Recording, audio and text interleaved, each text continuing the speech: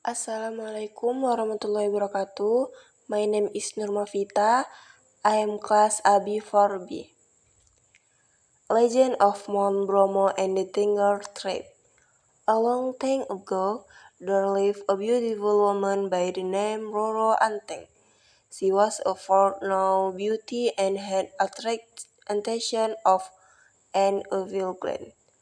Because the evil gland possessed extraordinary magical power, Roro Anting did not reject the gland's advance when he proposed to her. Roro thought of a plan to get away from the marriage without avoiding that gland. In order to get her hand in marriage, the giant had to fulfill her wishes. Roro then concurred a divisional request in hopes that the Glen did not have the power to fulfill it. She had asked him to make her ascend the desert in between the mountains in one night and before the break of dawn.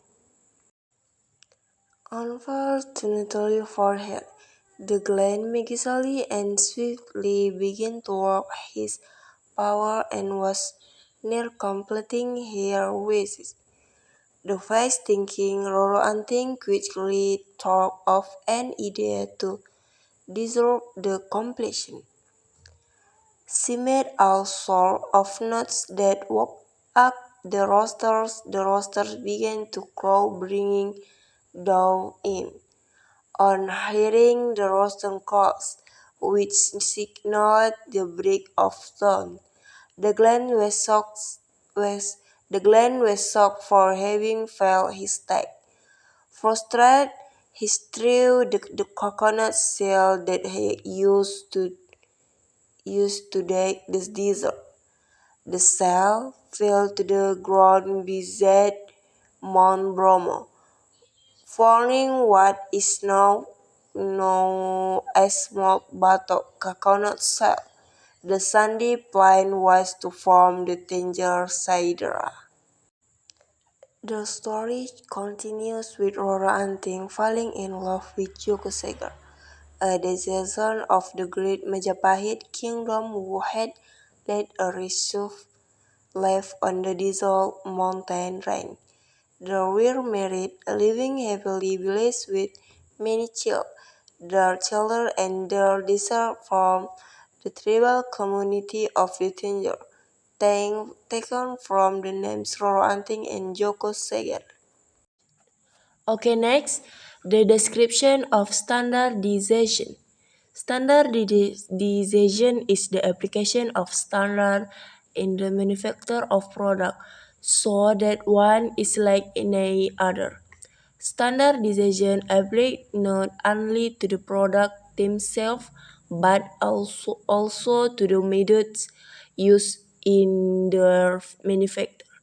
For example, manufacturing companies use standard for their employee rules as standard for their employee rules as well as for their products. There are usually standards for safety and work procedure in areas that affect employee behavior. There are, in addition, numerous technical standards that the product must meet. An electrical part must operate a specific number of times without failure. The part must also fit into the types of equipment it is supposed to. The use of standard within a company is usually a matter of common sense.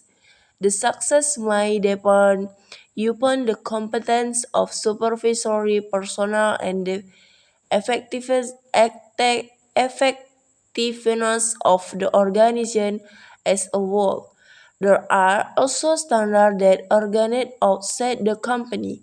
The standards are set through industrial and professional associations at the national, regional, and international level. A typical industrial association for setting standards is the National Electrical Manufacturers Association (NEMA). Through NEMA, the leading electrical equipment manufacturer set a new standard for a wide variety of products, from lamps to electric power transmission equipment. Such standards apply to electrical power requirements as durability, reliability, and so forth. Another group, the American Society for Testing Material, sets standard specification and testing methods for material. The American Standard Association (ASA) was established to serve as a clearinghouse and coordination for the standardization work done by such groups as the above.